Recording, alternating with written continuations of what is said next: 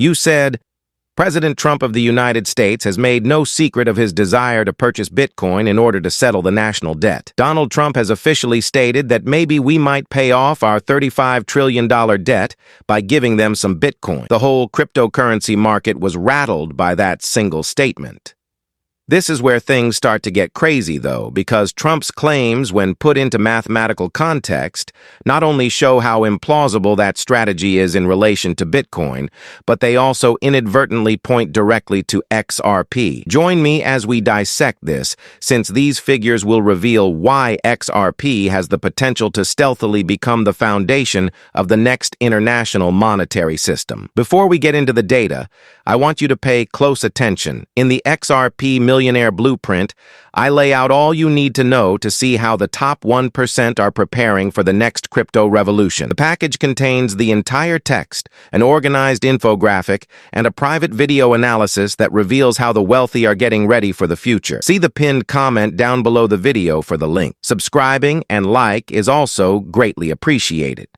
Okay, then I guess we should begin with Trump's statement. In his estimation, the United States might use Bitcoin to settle its $35 trillion national debt. It is daring of you, but I'll show you the numbers nonetheless. Imagine for a second that the United States government decided to purchase 1 million Bitcoin.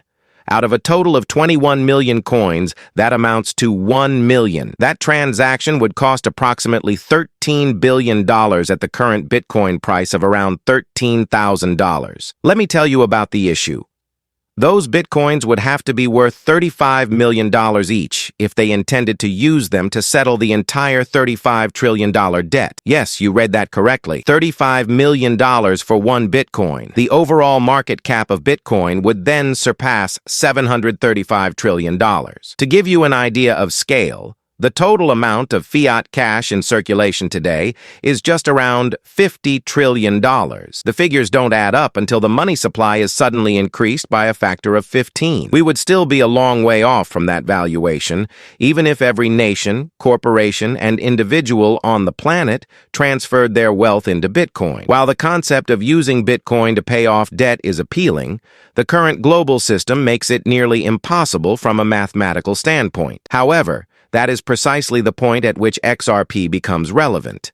Because unlike Bitcoin, XRP isn't meant to be a medium of exchange, but rather a medium of storage for value. Tokenization, quick settlement, and the globalization of digital assets are all features that will be integral to its design in the future of banking. Central banks throughout the globe are putting digital currencies to the test, and an increasing number of these tests are taking place on the XRP ledger. No, that is not conjecture. That is a fact that has been proven. Let's give this some clear consideration.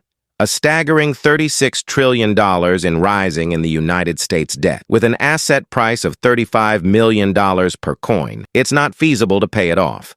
And yet, imagine if the United States or any nation could make use of a digital asset designed specifically for settlement, liquidity, and tokenization. That is the sole function of XRP. Within 2 seconds and for less than 30 cents, the XRP ledger may transfer $50 million. The early backers of Ripple have shown it in public. Consider the same level of efficiency implemented on a national scale, but this time for all international banking, all transactions involving central banks, and all institutional liquidity rather than just one transfer. Just thinking about the money saved is mind-blowing. Depending on the number of intermediaries and networks involved, traditional systems such as SWIFT can settle transactions anywhere from 1 to 5 days at a cost of $20 to thousands of dollars per transfer. XRP eliminates that issue immediately. Therefore, let's jump into some logical mathematics.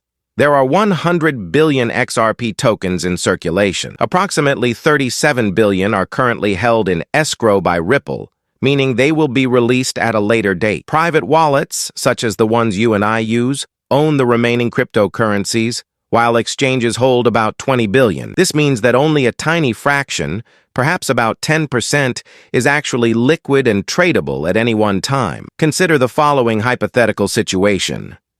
The XRP ledger experiences a massive influx of demand due to the worldwide tokenization of value, which includes CBDCs, stablecoins, and digital assets. Assume that out of the hundreds of trillions of dollars in the world's markets, only $50 trillion is tokenized and transferred across the XRP ledger. Each XRP might be worth roughly $8,800 if only 10% of the supply is currently in circulation. Theoretically, that is an attainable number, since tokenized value doesn't necessitate the replay